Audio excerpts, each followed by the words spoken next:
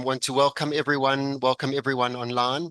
For those who don't remember me for yesterday or are new, I'm Saul Levine from TIPS, and I'd like to acknowledge the Minister of Small Business, Minister Ndabeni Abrams, who's joined us today and decided to be in person. Thank you for joining us, and we look forward to you engaging along the day, along the way on the key issues as they come up.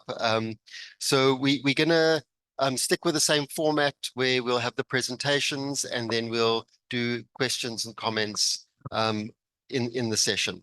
Okay, we'll also remember to take the online comments, and I see the number of participants are logging in. Okay, are growing there. Okay. So just a couple of things that came up yesterday. So in our opening session, we noted the importance of small business in industrial policy. We also had insights from the acting DG of DTIC about the commitment to inclusive growth and from the Government of National Unity, and small business is a core part of achieving that inclusive growth. We also heard from her the role of industrial policy as a core feature of South Africa's economic development approach. I think during the morning, we heard a few times on the need for a step change in the support and the role of both public and private sector in how we grow the small business sector. And the figures were put out, maybe we even need to look at a doubling of the number of enterprises, and what are the implications for resourcing and how we approach the sector. There was also discussion on what holds back small business growth and the need to look at the whole ecosystem in the small business support environment. Malebo also threw us a few challenges, one of which was to recognize that small businesses are not homogeneous and that they are different based on size, location, and that we should also look at issues of aggregation in particular in how we're going to be able to support small rural enterprises. We then heard on the we had a breakaway session on the data and the profile of the small business. We saw the use of the tax data to give us a profile, as well as other data sources, in particular Stats SA, to draw useful insights on the number of enterprises, the number of people employed in the different parts of the sector, the geographical location, and other demographics that are useful. All of these papers are available online, so it would be, for people who weren't there, it's useful to get that overview on the next discussion during the day on between success, and that discussion in one of the other breakaway sessions. There was also some discussion on aggregation. So we took up Malebo's challenge and we had that discussion. And we heard about the importance of aggregators in working with groups of small business and a measure of businesses themselves wouldn't be able to access if they did it individually. So how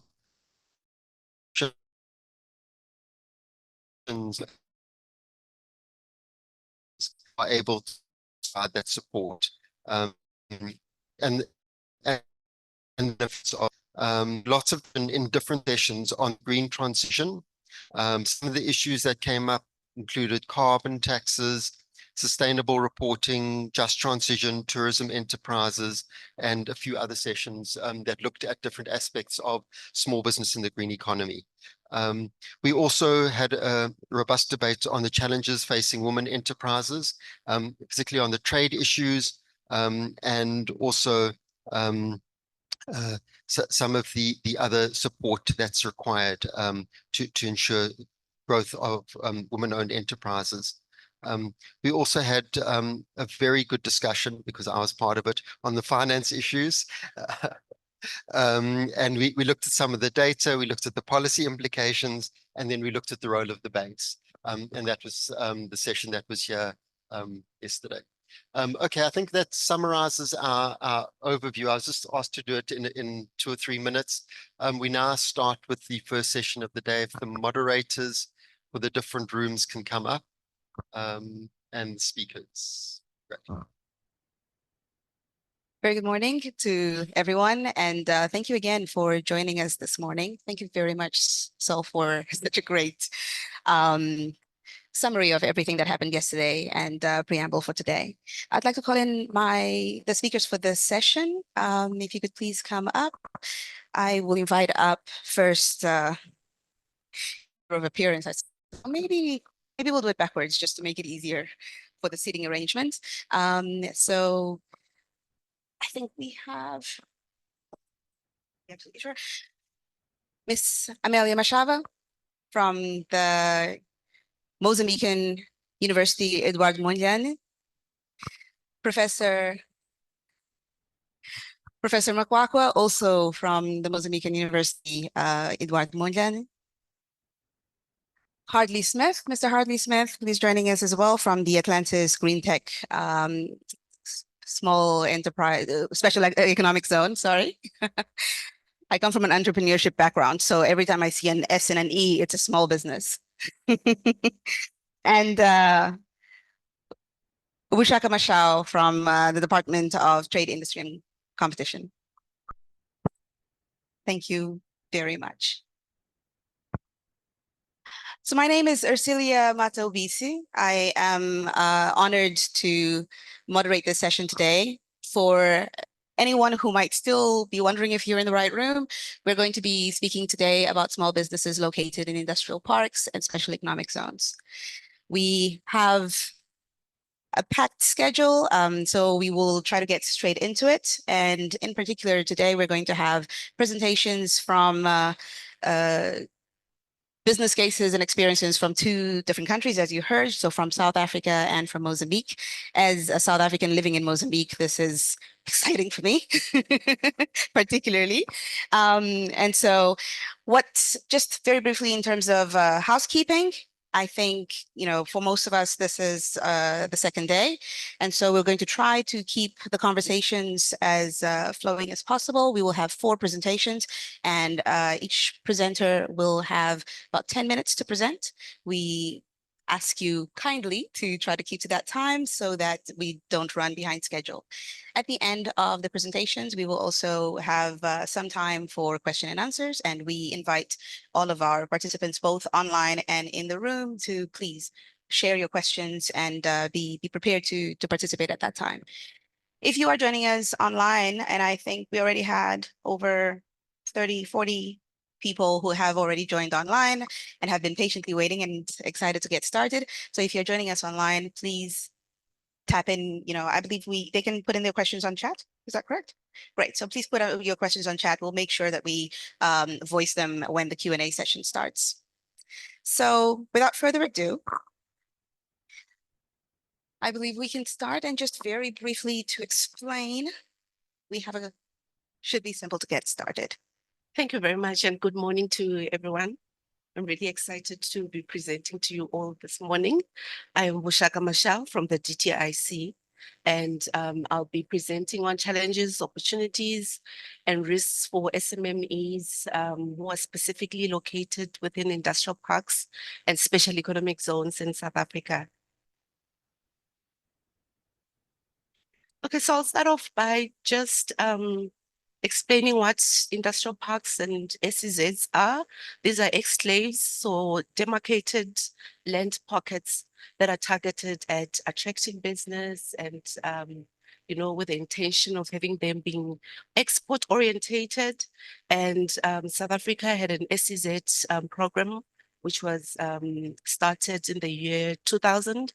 And in terms of industrial parks, those have been in existence since the apartheid regime in South Africa. So most are around 40 to 50 years old.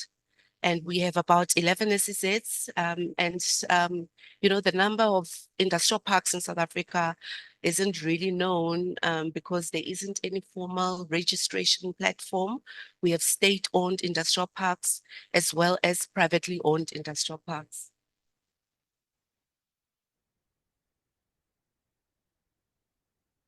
So the main objective around these programs has been to revitalize infrastructure. When we look at industrial parks, we've seen dilapidated infrastructure over the years, and a program was recently introduced just to revitalize them and also just to assist businesses, especially SMMEs, have access to funding and also to deepen their participation in various value chain processes and also give them capability for exportation. The other important aspect is retaining jobs as well as creating new jobs and skills development. And another one, especially with industrial parks, is just to build or to resuscitate and build the rural and township economy. And also for both SEZs and industrial parks, just to have that regional development and to reduce immigration to the bigger cities, but have decentralized economic development all over South Africa in all regions. So I've had interviews with different SMMEs, both in SEZs and industrial parks, just to look at the various challenges that they encounter. And one main one specifically for industrial parks was vandalism. This has been rife in provinces such as the Northwest and the Gauteng province. There are different reasons around it. There are those industrial parks that are just mainly located in areas that have high crime rates, and the vandalism is just part of the crime in the area. In the past, when industrial parks were introduced, they were sort of at the periphery and even outside of townships. But over the years, as communities are expanding and so forth, you find that some households are actually having their walls facing the fence of an industrial parks. And then in other areas, it has been because of contentious issues that there's been vandalism, where maybe payments to suppliers have been delayed and communities just decided to vandalize because they're just angry about the conditions, they want their salaries, they want implementation of works. Other challenges have been unrest and riots. We've seen this in parts of Gauteng, but for industrial parks as well in the KZN area, where the riots and unrest ended up in theft and further vandalism. And then there's also been natural disasters. The Western Cape had water shortages for a while, as well as the KZN area with the flooding, and that has affected many SMMEs. Another big one has been electricity blackouts, where SMMEs had to close down, and it's just been really bad and devastating to see some not being able to afford alternative sources of energy and so forth. And then we also had the pandemic, where we've seen small businesses closing down. And another challenge has been access to finance, because the public fiscus is constrained, and some businesses, especially within industrial parks, have been relying on the public fiscus to be able to run and to be able to bring in additional requirements for their buildings that they actually operate within and so forth. So there's been just a business continuity challenges across SEZs and industrial parks for SMMEs with damage to infrastructure, reduced turnovers and so forth. And we've seen that also in the national data that just shows GDP growth over the years. Another big challenge is in our discussion since yesterday is that there's a little bit of disjuncture in how we actually define SMMEs.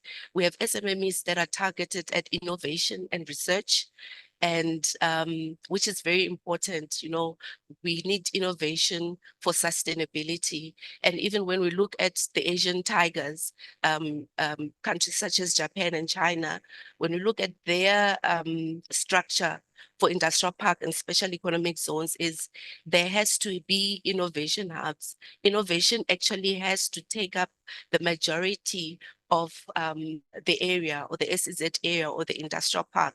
And these are really very important. So in theory, we have noticed that there is ample funding for research, which is usually coming from the public sector. And there is funding available for commercialization or business activity, and that funding comes from the private sector. But there is this area where it's shown there by the bridge, where it's called the innovation value of death, where actually businesses are struggling to move from the concept towards commercialization, and there isn't enough funding for that.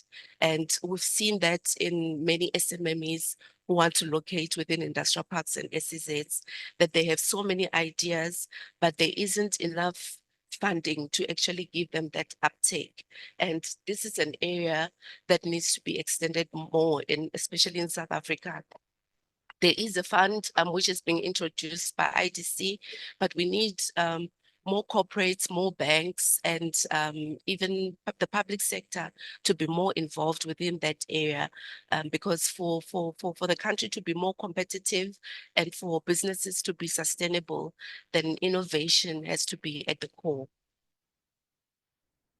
And then there within, this is a continuation of challenges and risks from number 4 to number 9. It just speaks to human capital development, the skills, financing, innovation, commercialization.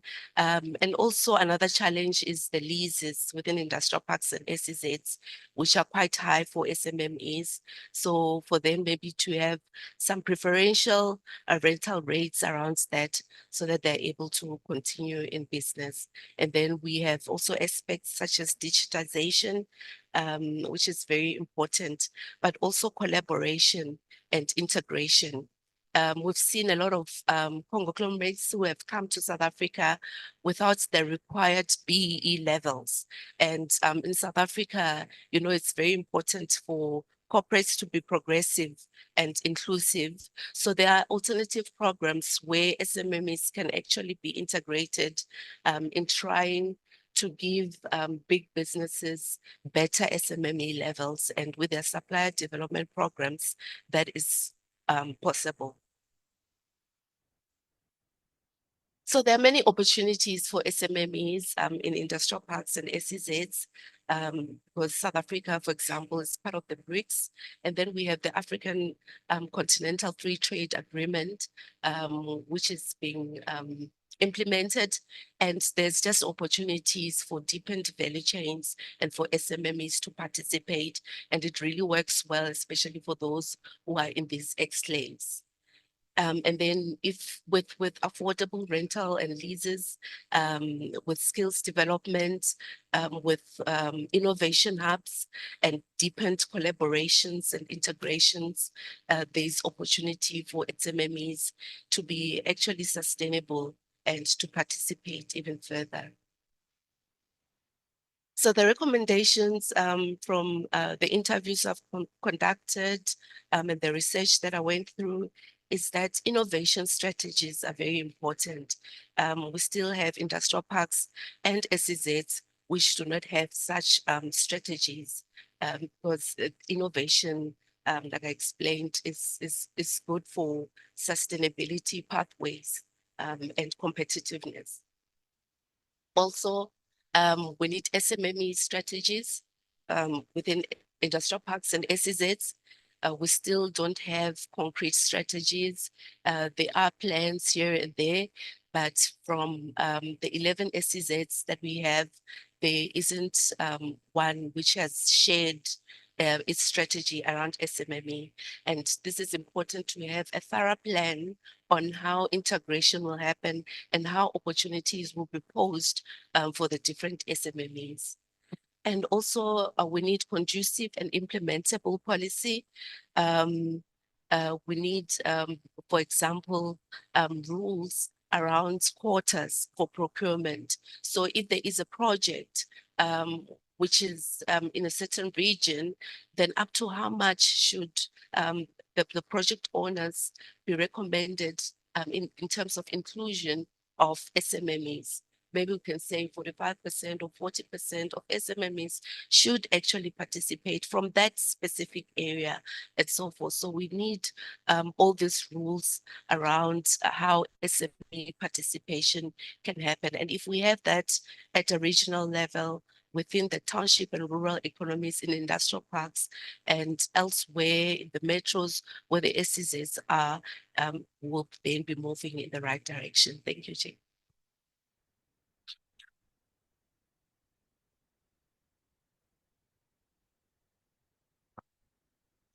Thank you very much, Vuxaka, for that great presentation. We're going to please again remind you that we're going to have an opportunity for questions later on, but please do jot down any questions that you may have. And thank you as well for keeping hardly there. Good morning, everyone, and thank you for taking the time to be here. Allow me to extend my gratitude to the organizers, the sponsors, as well as the co-author of this paper, Salvan Willoughby. So the paper, as I said, so Atlantis Special Economic Hub is a green tech hub on attracting and promoting. So that's just a bit of context there for everyone. In our next slide. There we go. So where is Atlantis Special Economic Zone? So we obviously located within the Atlantis industrial area, and it comprises of 30 zones, which estimated 118 hectares of land that needs to be developed. We're currently in phase 1, which is our zone 1, which is 22 hectares of land being developed. And allow me to spend some time with everyone on the timelines of Atlantis, so people can just get the context of where Atlantis Special Economic Zone is located. So Atlantis was founded in the 1970s as a decentralized industrial node and national growth point under the apartheid regime or the apartheid policies. In the mid-1990s, 1980s, apologies, the incentives of government was removed, and that obviously had huge impact on the businesses that's allocated in the industrial area, and that causes huge unemployment with the people of Atlantis. Right. In 2012, the Atlantis revitalization framework came into play with the city of Cape Town, and that seen a bit of increase on the industrial side of the industrialists within Atlantis and creating job opportunities there. In 2019, the SEZ has been established, and back in 2023, we had our first civil works project starting early in May 2023, and we awarded also some of the packages that the previous speaker spoke about, you know, the policies on how do we include SMMEs with the development that's happening. Okay, right, so the next few slides is just a bit of synopsis of the Atlantis Special Economic Zone and what our living lab concepts are, as well as how we are allocated versus our clustering as well. Okay, but that just gives you a bit of synopsis over there. So that's the 3 zones, and that's the clustering. The one in green is where we're currently developing with 11 plots over there, and that has the social inclusion element of enterprise skills development as well as community engagement over there. So the project currently has 30% allocated to small businesses for them to partake in the development of what we are building within the industrial space. Just quickly, a bit of marketing for the Atlantis Special Economic Zone.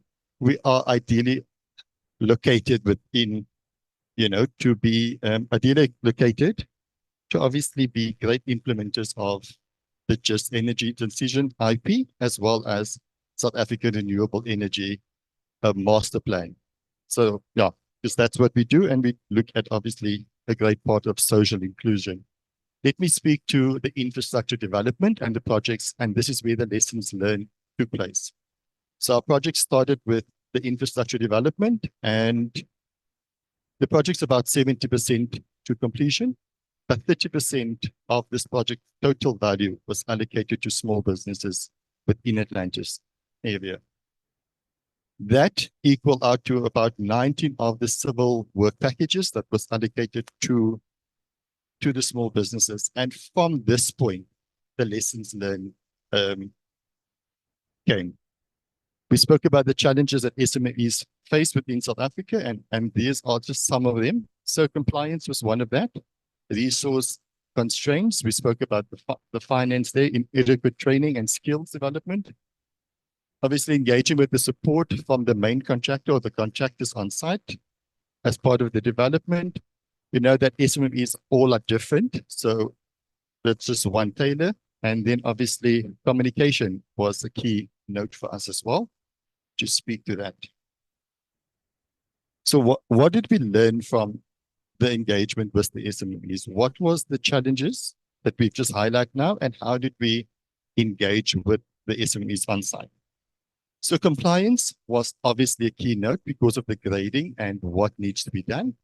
And we put forward the lessons learned is simplifying the procedures and provide clear guidelines for SMMEs, for the involvement there. Number two, limited resources, that was key, and it came across right across, the finance part of it.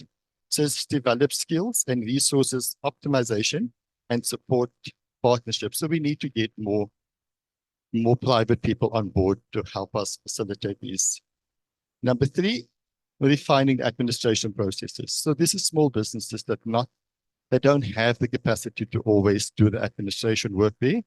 And we need to obviously ensure that that is optimized as well. Continuing knowledge sharing platform was vital. Speaking to the SMEs on site, each other peer-to-peer has shown to be a key lesson learned from this. Costing and quality of the work. The opportunity came to Atlantis and everyone was excited, but obviously the costing versus the standard of work that we need to deliver, that also played a huge part there.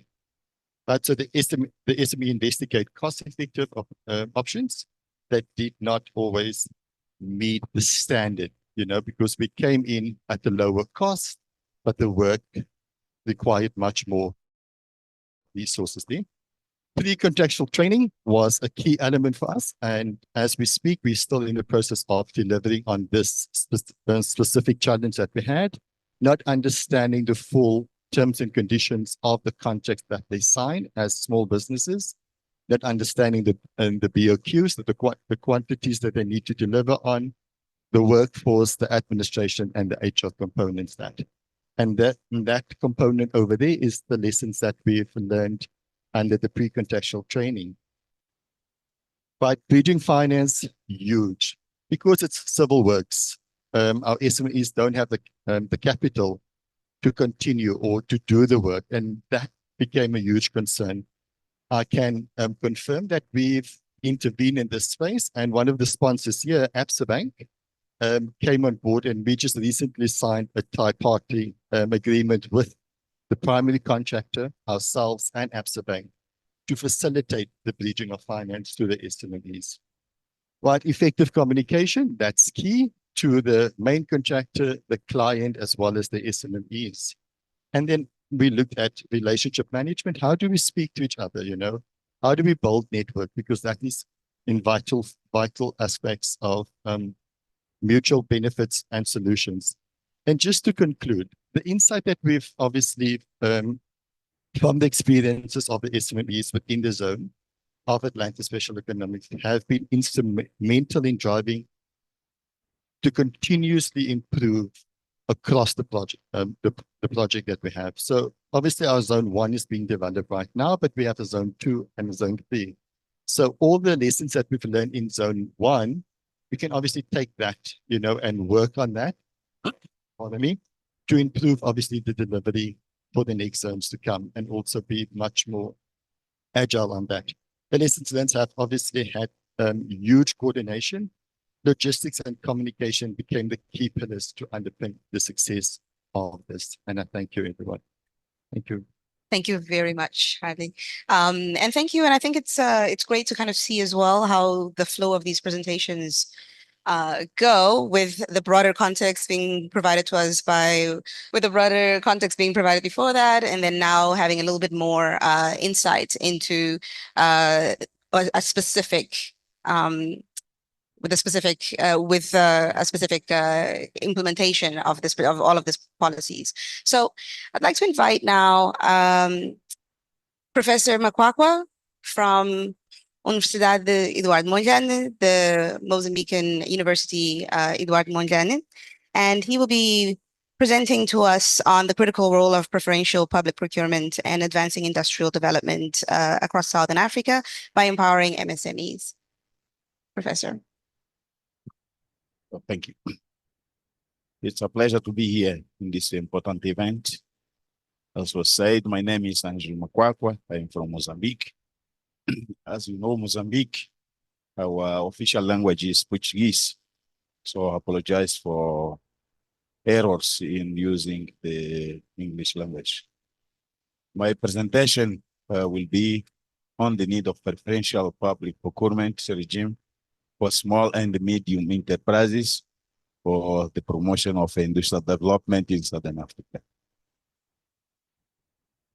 My presentation outline, I will go through about basic assumption and the research question, the objective of study, the barriers that small business face on accessing to the public procurement, the conceptual model of the study, the research finding, conclusion, and recommendations. As was said by different speakers, one of the essential elements of industrialization policy and the strategy is the development of SMEs. SMEs have historically faced barriers to access the market, including the public procurement market. To the management of public procurement, in addition to the main function of providing efficiency and value for money, can be added a function of leveraging the implementation of economic, social, and environmental policies. For example, the development of SMEs. So our question is how SADC countries are using the public procurement to develop SMEs and thereby boosting the regional industrialization agenda. The main objective is to understand the strategic vision of SADC on using preferential public procurement. The secondary objectives is to analyze the integration of preferential public procurement into the industrial and the SMEs development policies, analyze the integration of preferential public procurement into the laws and regulation into the SADC countries, discuss aspects of monitoring and evaluation of preferential public procurement policies. The literature have identified a lot of barriers that SMEs face on accessing the public procurement. I can cite some. For example, the very large contracts, the insufficient access to information, the lack of knowledge about public procurement procedures, limited binding experience, preference to lower price proposal, centralization of public contracts, and so on. So this kind of barrier are so intense that cannot be solved only by the market forces. The need of state intervention in order to overcome these barriers.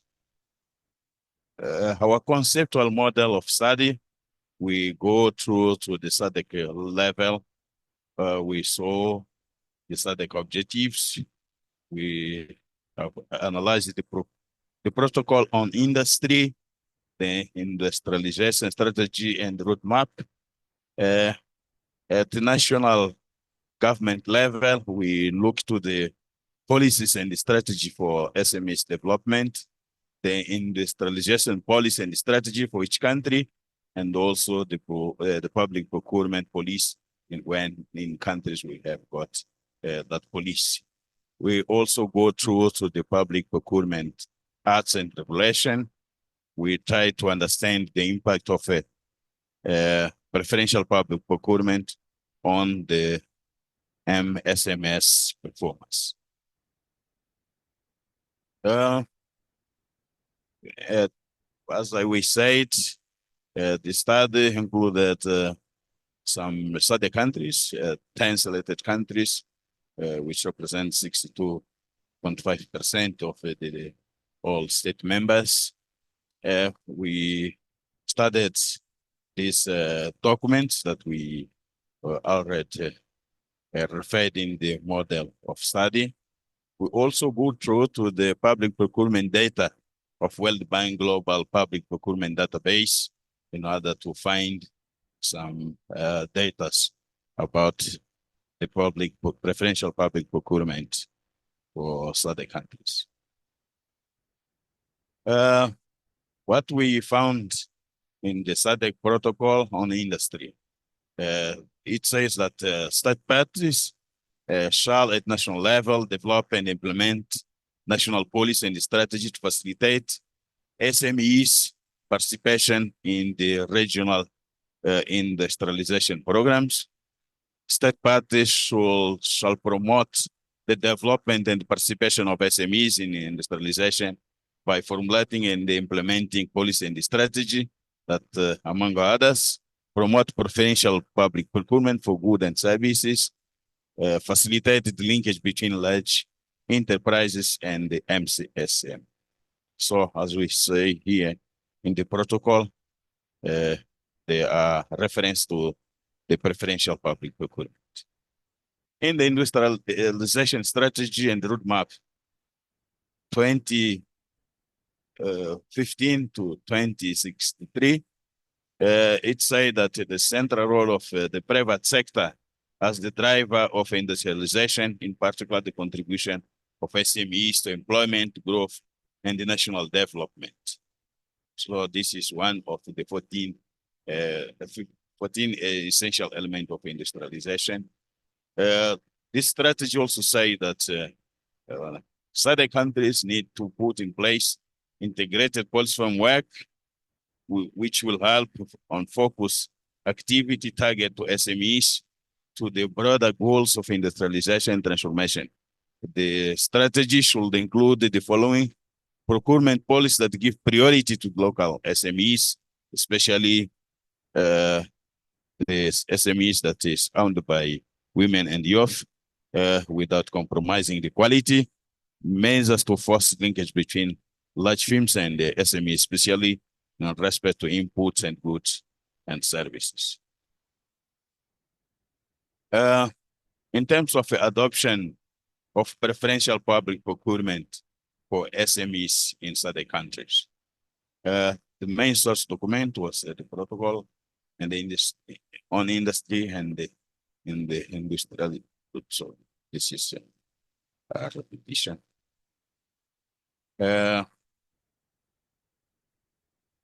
Looking to the adoption of preferential public procurement for SMEs in SADC countries, we say that industrial policy and strategy recognize the SMEs as a pillar of industrialization, the adoption of preferential public procurement on the acquisition for development of SMEs, promotion of linkage between SMEs and the small enterprises.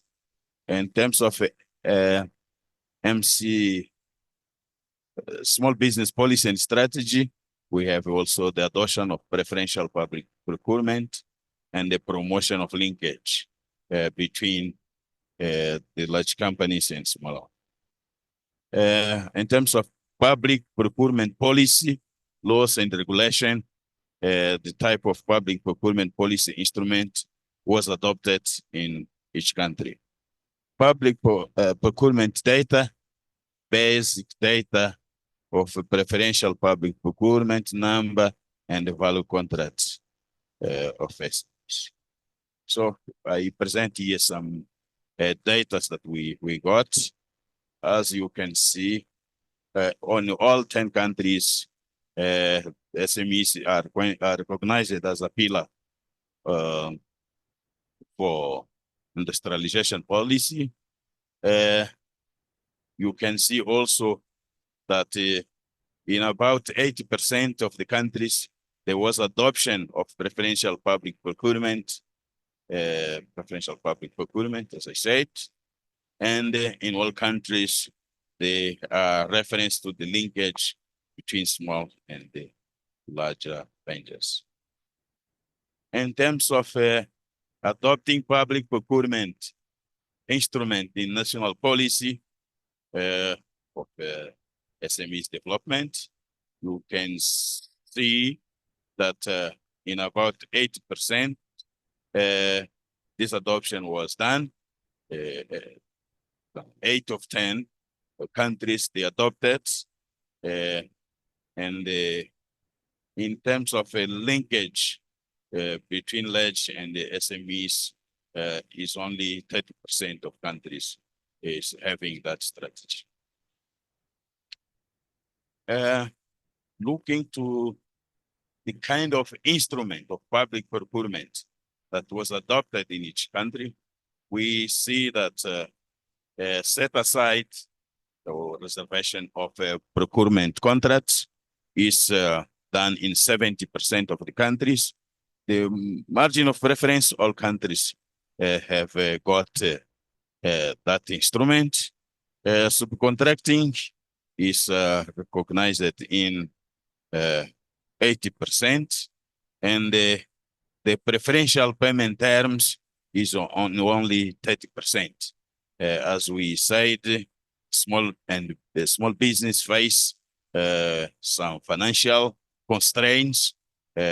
So these 3 out of 10 countries include in its preferential public procurement the preferential payment terms to SMEs. We try to find out the information about the procurement audits to small business. We go to World Bank database. We didn't find any information regarding the number of the contracts to SMEs. We didn't find also the information about the values of the contracts awarded to the SMEs. Is what we said here. I tried as well to find in each annual report of a public procurement authority in each country. Unfortunately, this number is not available. Some conclusions of the study. We say that the protocol on industrialization and the strategy on industrialization have got reference to the public procurement preferential to SMEs. Most of SADC countries' policies and strategy on industrial and the SMEs development adopted the preferential public procurement. SADC countries have public procurement laws and regulations that include preferential public procurement regime for SMEs. In SADC countries, there's a lack of statistical data on public procurement for SMEs, which does not allow the assessment whether such laws are effectively implemented and whether the results have been achieved, the desired results have been achieved.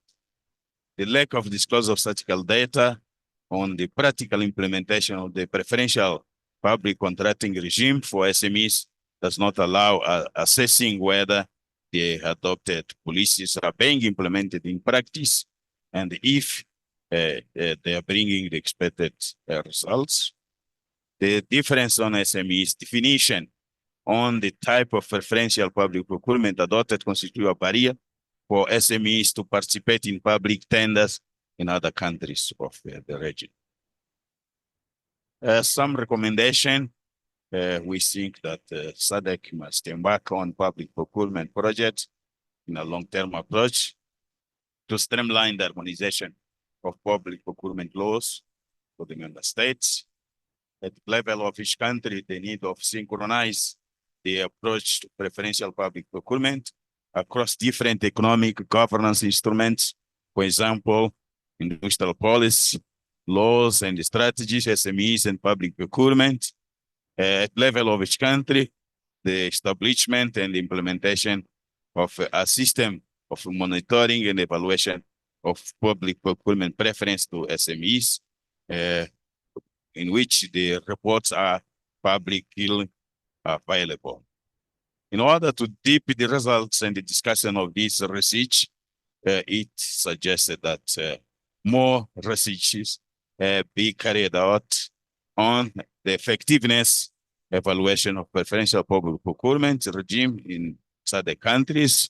What is the perception of the relevance of domestic preference and the regional preference, and the impact of preference public procurement regime on boosting the SADC industrialization agenda.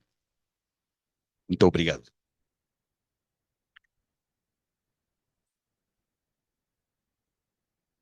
Thank you very much, Professor Macuacua.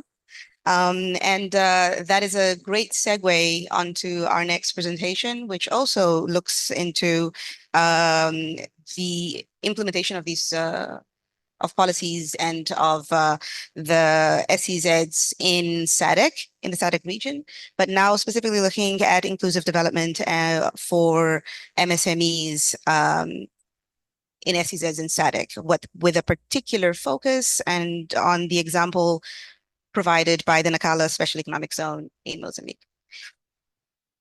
So for that, Ms. Amelia, Machava. While we wait for that, also, again, we see that we are receiving some questions already from our online audience. So please do keep those coming. And as you make any of those, as you post any of those questions, please do indicate if there's a particular speaker that you'd like them addressed to. Thank you. Could you hear me? Thank you. Thank you for everyone. Thank you to be here. I'm Amelia Machava from Eduardo Mondlane University. It's my first time being here in this session. I apologize for everyone when my English is bad. But I'm sure that in the next time, we'll be able to improve better and better. I'm here to talk about specific zones. My topic is called Inclusive Development of Micro, Small, Medium Enterprise around SEZs in SADC, Nacala Special Economic Zones. Case student. My presentation is quite different with my previous speakers. I bring specific zones, and their presentation has this structure: introduction, methodology, background, a presentation, analysis, and results discuss, conclusion, and recommendation. First of all, I would like to say, but I know that everyone knows, that special economic zones is an area geographically delimited, area with the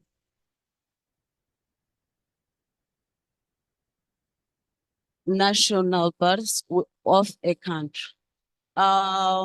International experience show that a special economic zone can be established for different purposes, different objectives, depend on the country. The implementation of special economic zone have emerged around the delimited area where we can find micro, small, and medium enterprises. However, the micro, small, and medium enterprise face some challenge to establish link with special economic zones, which my previous speakers, colleagues says. And why we are studying this, we are realizing this study. We are meant to describe the challenge faced by SMME in the Nacala SEZ and analyze the strategy to adopt on and implement it to promote connection between MSME and the Nacala SEZ. The methodology of background is a mixed stats. We use technical from quality and the quantity student. We use questionnaire and deep interview. This questionnaire and deep interview is the reason for the enterprise owners, and the interview is the reason for SEZ of management, and the managers who attend this activity in the government. We interview 86 enterprise owners in different size, micro enterprises, small enterprises, and medium enterprises. The table shows that the majority of the enterprises where you can find in Nacala SEZ is micro enterprises, and these micro enterprises, the activity sector is commercial and service, and the majority. Small enterprises, the activity is commercial, service, and construction. The medium enterprises is commercial, service, and enterprises.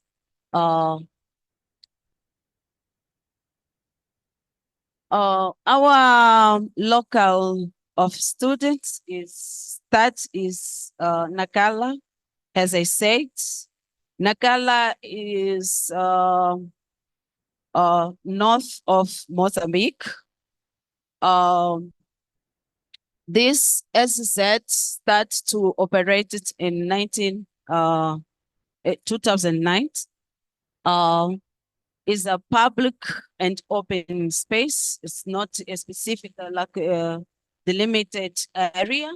Has we can see in another countries, but in Mozambique, this SEZ is a open space in the urban area.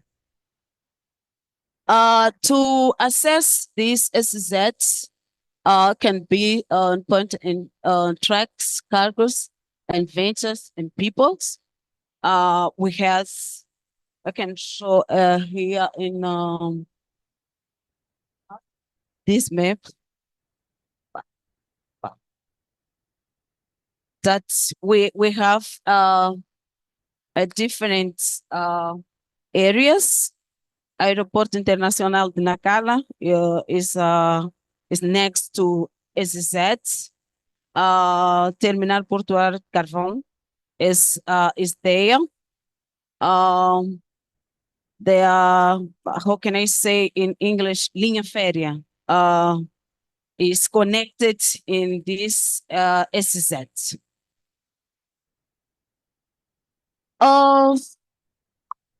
But I would like to say that the majority of the population who is living there has a low level education.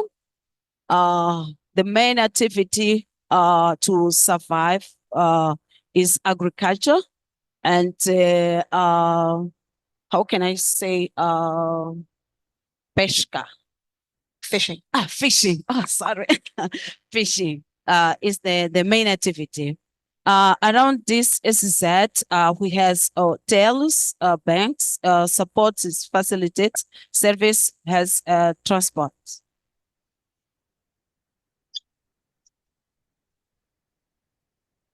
I will jump quickly for this table. Just I will speak a little bit.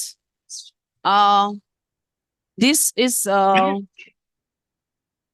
a social demographic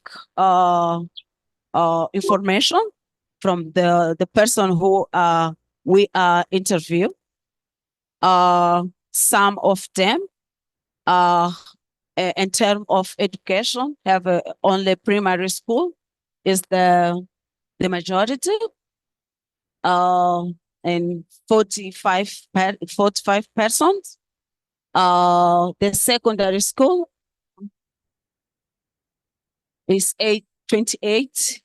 Only 5 person who interview has a higher education. We are talking about graduating.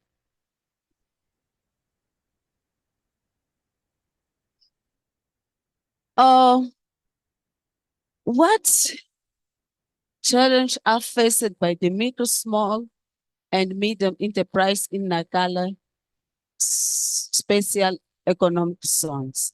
Is the many reason why we did this studio. To design or to do this studio, we asked the winner of SME or whether they supply goods or provide service to the Nacala SEZ, just to see that they has a link with SEZ companies. Another question we ask them, what is the case or the barriers for poor or supplier of goods or provide service to the company in the SEZ? And the last question was the annual turnover of the supplier goods and provide service, just to see the challenge who are faced from this one of enterprises.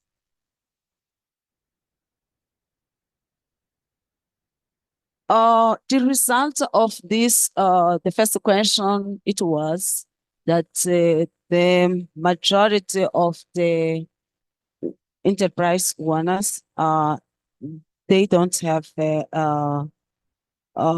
contract with SEZ companies. This majority is micro enterprises. The 19 enterprise who has contract with SEZ company, we can found in medium enterprises.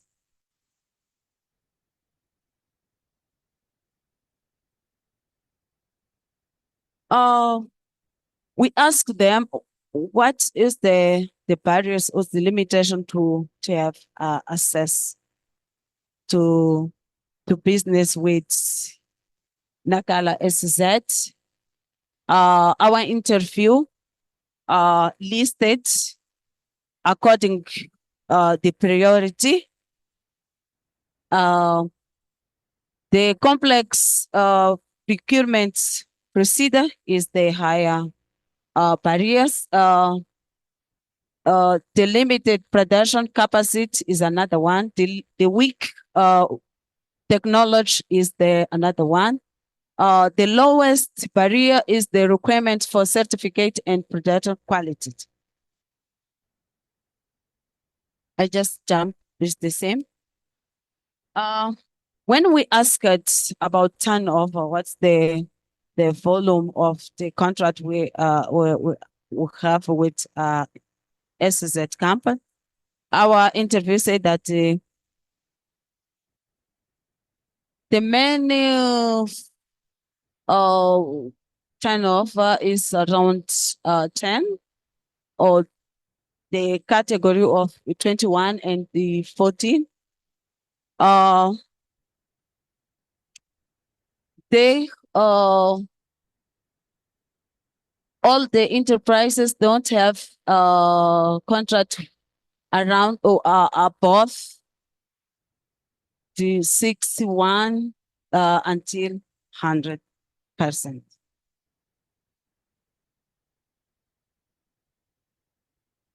We asked our interview in different categories to the link which can be established with the SZ company. And we discovered that there's no programming instruments, even strategy to establish the link with the SZ and the small business, which is quite different with the some countries that is being used around the world. Mauritius, for example, has instruments to link the small business with the SZ company. Why this link is necessary? Why this? The moderator said that I have only 1 minute. I'll try to run. Why this link is necessary? As my colleague says that these links, as may I say, thank you, moderator. As I was saying that this link with small business and SEZ company is important because they help to increase the job, create even the low skills for the people.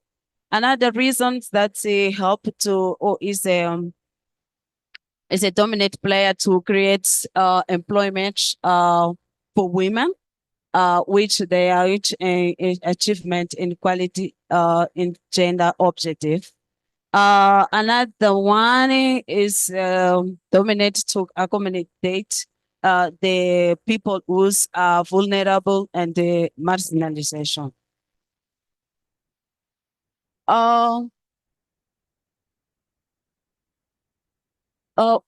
In this student, we can conclude that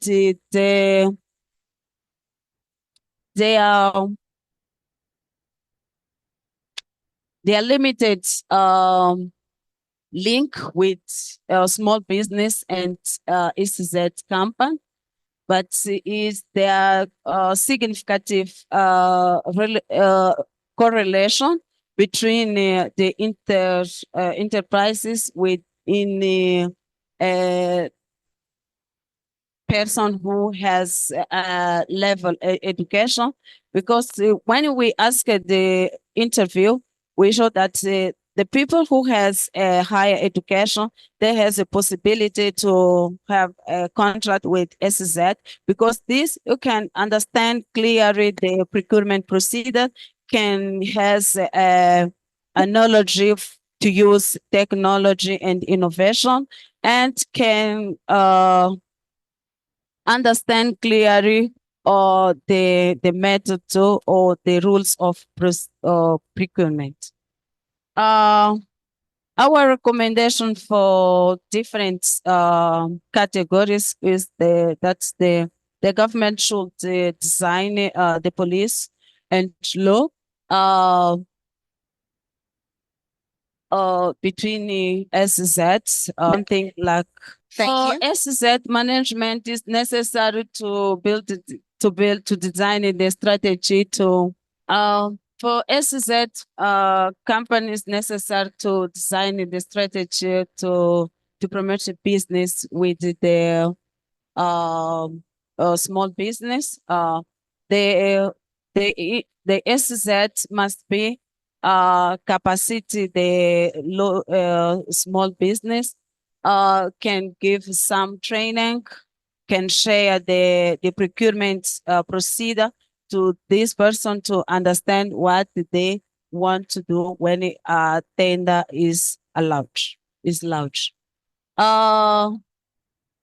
Another one, the SEZs, the small business must improve better use skills to understand and to be able to have a business with SEZ company. Thank you, and my apologize for everything. My apologize, my English. Thank you very much, and for powering through and getting us back on track. So thank you very much for that. Before you sit down, Amelia, could you just clarify just one little question in terms of the revenues, the table of revenues that you had put up? Is there a particular could you indicate the currency or the unit of the numbers? The table that had the revenues of SMEs operating. I think this one, I think it was. No, no, no, the other one.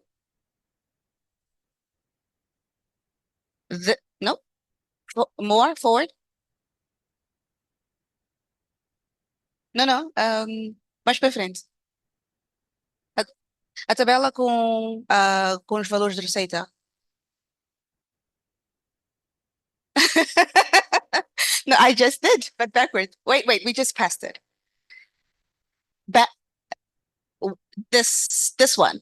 Yes. A moeda or unidad, what is the unit or the currency?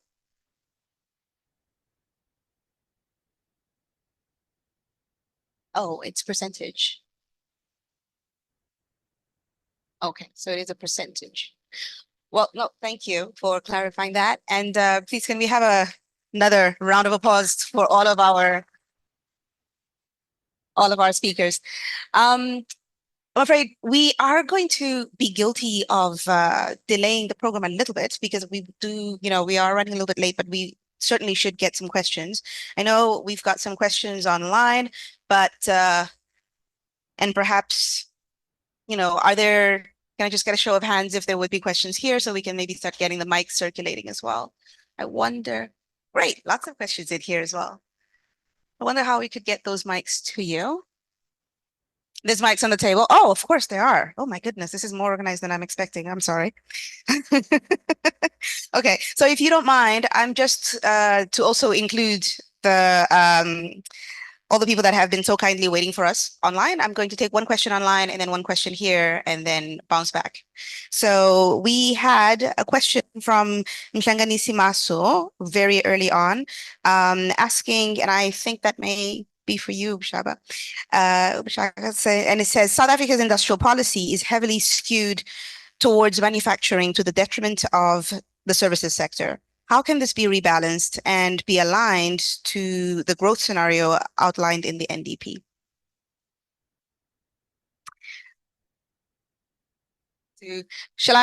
I'm going to read a couple and then maybe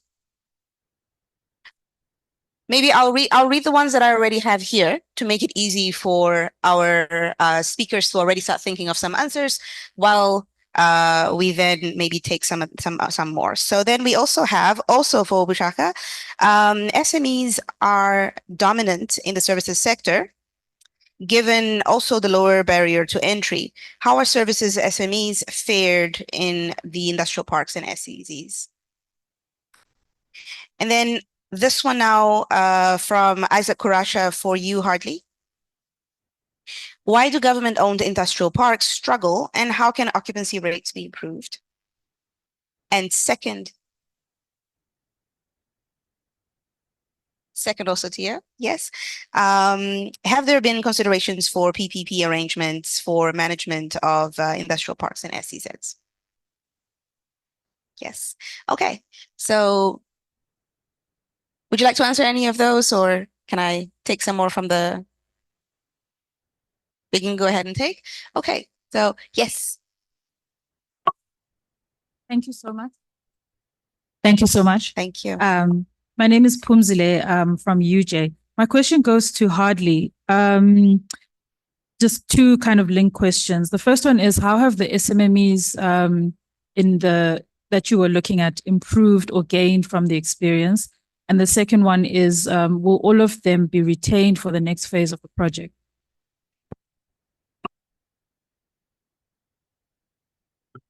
Thank you. First question is actually similar to one of the questions earlier about the management of the industrial parks, because the stage of the dilapidation of parks is very part of the reason could be the property management of these parks is very under-resourced and professional. So as the considered in terms of property agreements such as the then the second question relates to the preferential procurement and the question of the regional definition of local. So if one takes a country, then local obviously means South Africa. If one takes SADC view, then local means the 10 countries of SADC, which obviously has huge implications into regional trade. One of the problems Africa is very little.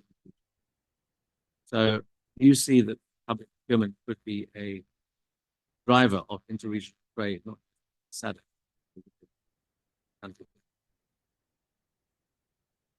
Thank you very much. I think that one, the first one was for Vuxaka, and the second one for Professor Macuacua. I noticed that the lady there at the back had her hand there first, and then the gentleman with the black shirt, followed by the gentleman with the hat. Thank you. South Africa is supposed to become a construction site in the next period. First presenter question. If you look at the SEZs, you said we were not sure whether the composition of them countrywide. Do you have understanding from a sectorial perspective in relation to whether any of those are infrastructure and are they actually supplying material? One could be assisting with this construction boom. The last presenter, how do we use students, particularly those in the built environment, engineers, whoever else, becoming professional? Because I saw you noted that, particularly from a skilling perspective, it was much more people that were on less skilled that were part of the interventions. Will that be a game changer? If we have some of the professionals, I've seen it in Rwanda, and that seems to be working quite well. It might help. Thank you very much. Did we capture that question? Okay.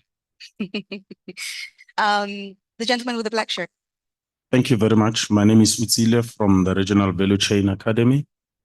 My first question goes to Ms. Shaka on the special economic zones that we have in our country. I think the pace at which we are moving in terms of developing this SEZs is quite slow, comparatively speaking. And if you go to the UAE, you have a population of 10 million people, but you've got over 40 free zones, and that's how they call it. And I think one of the challenges is that our special economic zones are probably not specialized, in a sense that they are competing. They all want to absorb automotive giants, all want to absorb solar manufacturing companies. But if you go to the UAE, you'll discover if it's diamond, it's diamond. It's platinum, it's platinum. If it's solar or electrical, it's electrical. And I think that is how we should also position, our SEZ. So the second question goes to Mr. Smith, and I think it's a similar question to the lady. Our academy is advocating for artisans, turning artisans or bridging the gap between artisans and industry. And we have a lot of output of artisans, which is still intended to grow. And NDP seeks to get over 30,000 of artisans output, How well synchronized is that the output of artisans with the special economic zones? What are the do the special economic zones take the artisans seriously? Do they have programs to absorb them such that, they can even help them establish their own enterprises? Last question, Professor Macuacua. I'll give you an example. If you check graphene as a mineral resource, for an example, in Mozambique, Mozambique and Tanzania has got graphite as a mineral resource, and there is a lot of opportunity in terms of regional economic integration that can happen between, say, South Africa and Mozambique, in processing such a mineral. It's got over 40 uses, from radiation protection, you name it, EV, you name it. So I feel like, our economic zones, country to country, have to have also bilateral agreements specifically on certain items. If it's a mineral, let's focus on that, but there has to be bilateral agreements between various economic zones in our regions. Thank you. Thank you. And the very last question, gentleman with the hat. Hi. Hello. We can hear you. Oh, you do? Yes. My name is Samuel Mashimbi. I am from Envirocat Ubisse, which is an environmental based in which we conduct cleanup campaigns at various streams and also with the purpose of eradicating illegal dumping sites. But our end goal is to protect water. I haven't heard anybody talking about how best can we protect water. I don't know how we're going to operate economic zones without water. Nevertheless, I've got two questions. One is to UCC Vuxaka Mashau as a request, actually, to say we do have an industrial park in Tembisa. It's called Nacala. It was established a long time ago. So I therefore request that if you can conduct some sort of a research regarding the viability and its role when coming to economic development, in particular in Tembisa, we'll appreciate that. And then the other question goes to Prof. Angelo Macuacua. Minjani, Professor? Quite, I can't. We've observed in Tembisa that we've got many people that are from Mozambique in which they are in SMMEs, be it bed cake making or selling of vegetables and fruits. We had a suggestion to transfer skills development to them when coming to economic. That's the basic financial part of it. So therefore, we proposed as Envirocat Tembisa, meaning from as Envirocat Tembisa, to partner with Mondlane University in terms of skills transfer to those SMMEs, because they are the hard work part. The other question or concern is more on saying why politicians and also other stakeholders have agreed with this Africa Agenda 2063 instead of, maybe for an example, to say Agenda 2033. 2063 is going to be long. We're not going to realize, most of us here, that type of a dream. So why do we prolong, vision or dreams whilst we are still suffering as of now? So I therefore request that it needs to be evaluated to reduce it to be an immediate achievement. Thank you. Thank you. Oh, I see one more hand that I missed that. Can we keep it nice and short because we we don't have a lot of time? My question is on IDEC. I just want to understand what is the role of local government, municipality in these because they are placed in municipality, and when you're constructing these policies, are they integrated? Have consultations with municipality?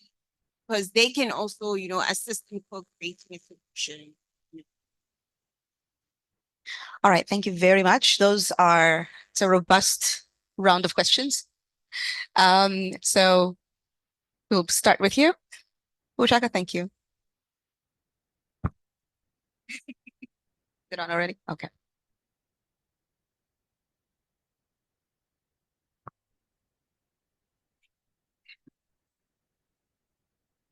All right, thank you very much. I'll start with the one about South Africa's industrial policy and how it's skewed towards manufacturing. Actually, it's not really the case. We have the reimagined industrial policy, and we've been seeing various master plans being published. And that takes a look at many different sectors. And also, I'm working within the incentives branch. We've seen funding going towards sectors such as retail, which was actually flagged by the person who was asking the question, where you find that in a very rural area, a retail project is actually an anchor project. Because you find that a retail project should be area for is actually a good development initiative, because in deep rural areas you could usually have and the second one was a question about SMMEs who are in the services sector and in the industrial parks. They're definitely there. Also in the SEZs as well. We have seen global business services such as call center and sectors that own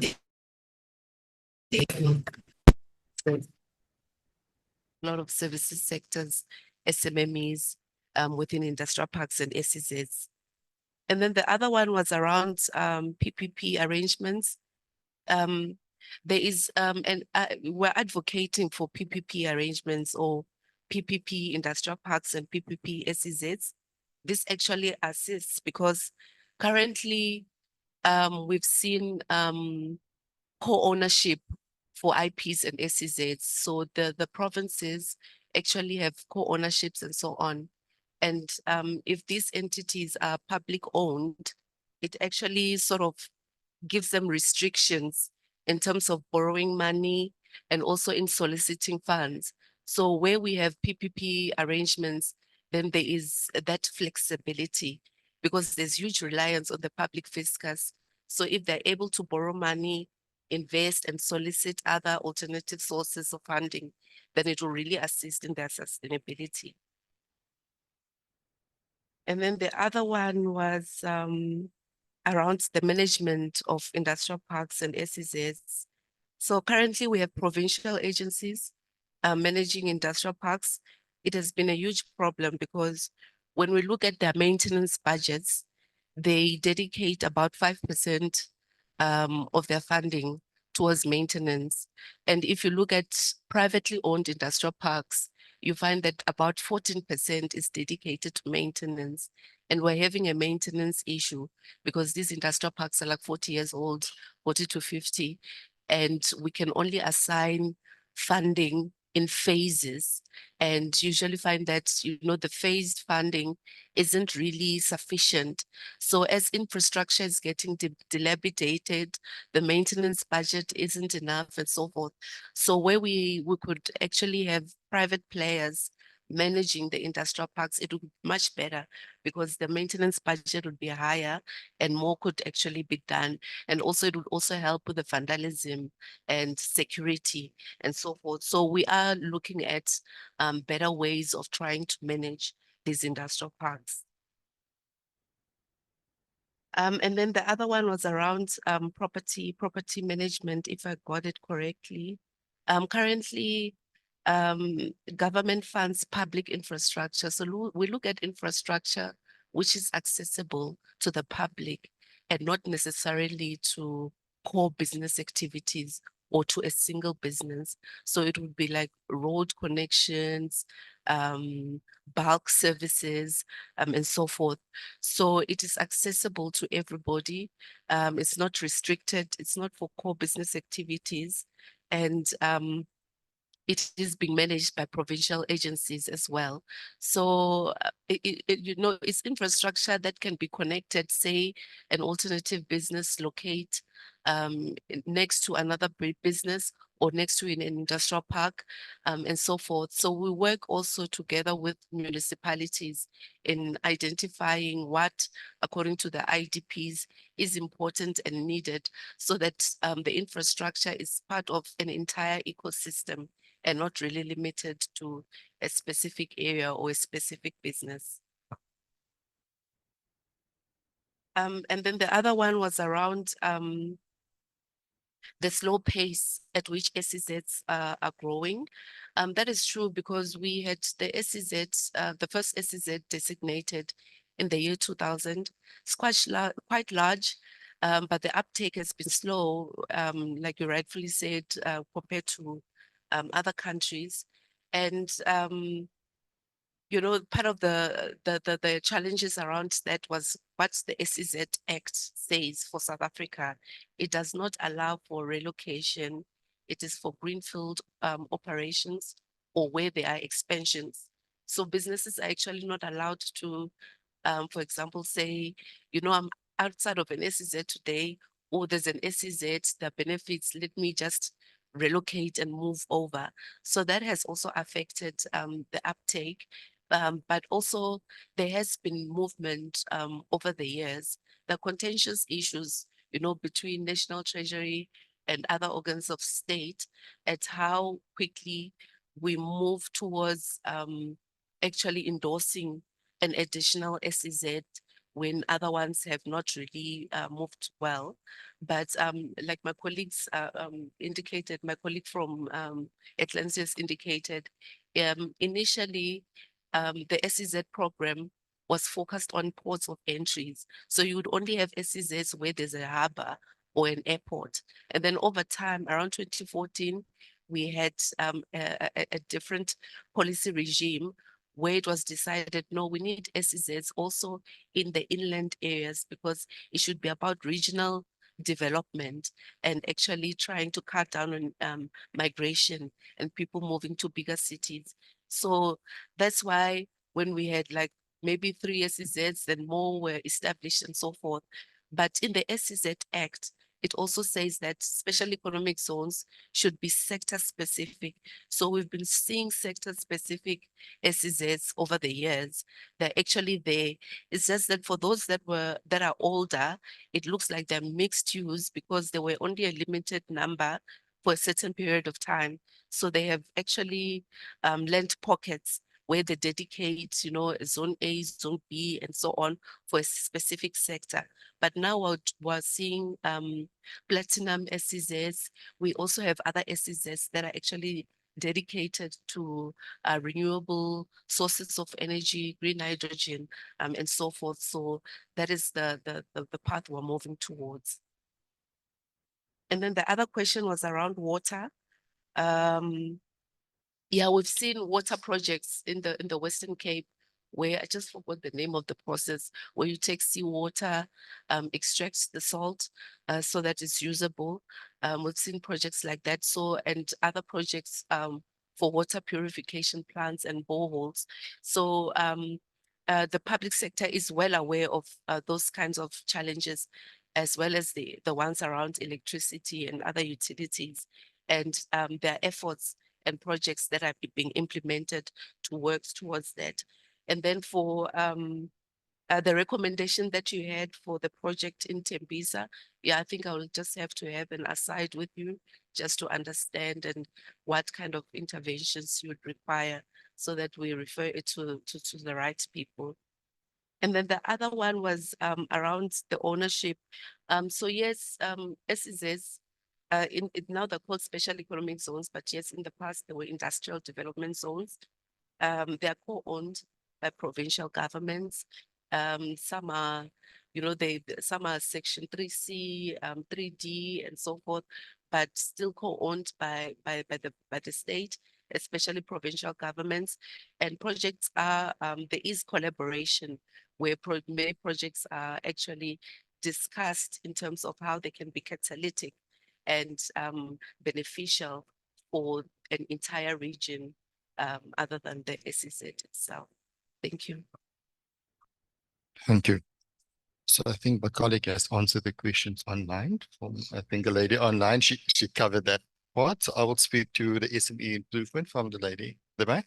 So we definitely have seen, so there was 19 packages in total from the zone 1's perspective. And that definitely has seen improvement. And if it's not necessarily in monetary value, but in the stature of the business owner and the growth of the business itself. So definitely, yes, the attention definitely, because they are compliant.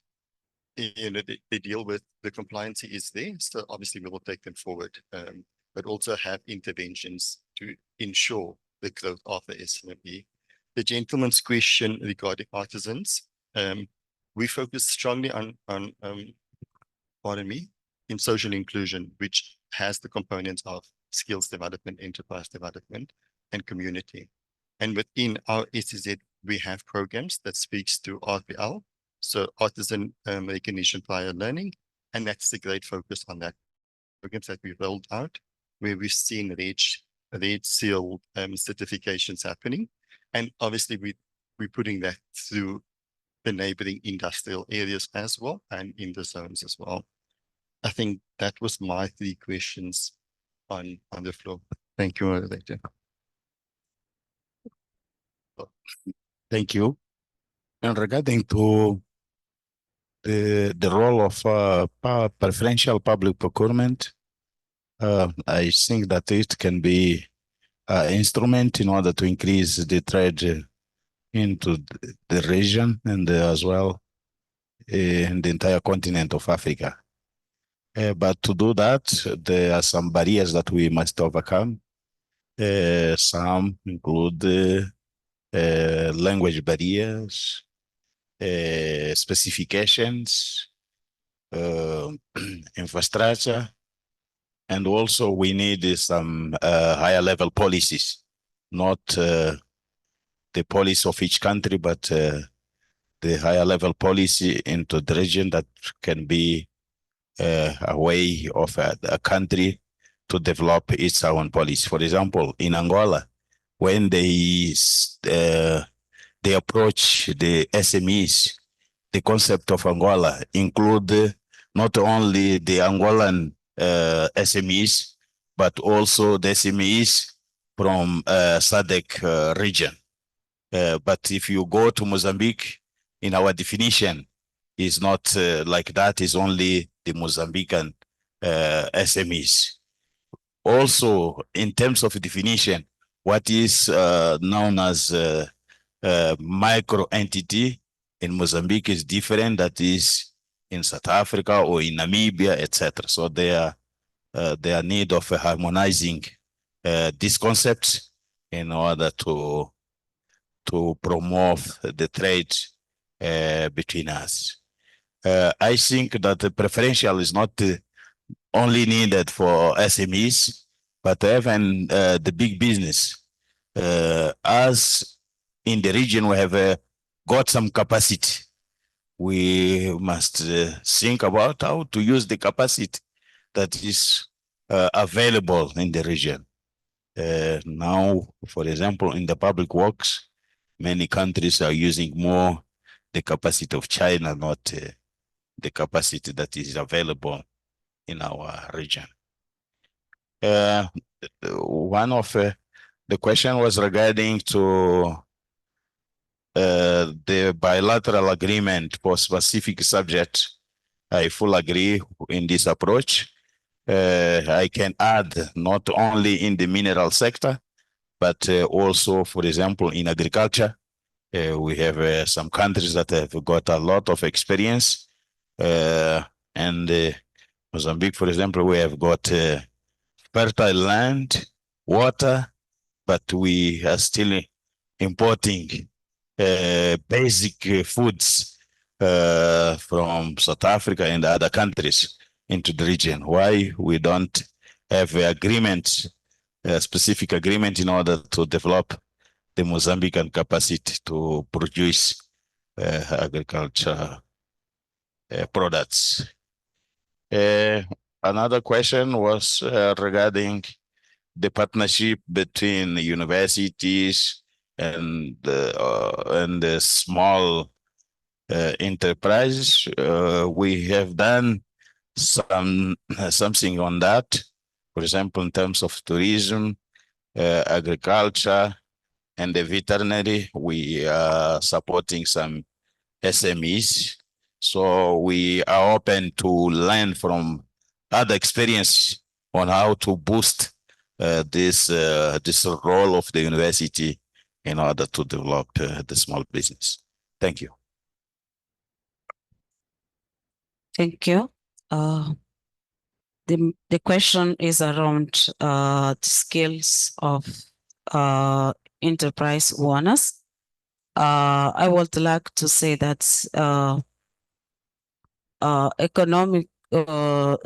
economic zones are companies which forests are forests and normally we use a higher technology. When we implemented or when we implant the special economic zone in normally is in a rural area, we must look for the people who is there and to capacity for whoever business with the companies. Is different what happened in Nacala SEZ because the main enterprises owners don't have this capacity to have a business with the special economic zones. Looking for the specific barriers is the complex of procurement procedures. With this, enterprise one have a capacity, must have a business with the company from SEZ. The experience you can use is company for example, Total Energy. He has a one procurement procedure. Normally, before launch the tender, they train the enterprise wanted to understand all the rules to have a business with him. I think that's I can share this example. It's enough for me. Thank you.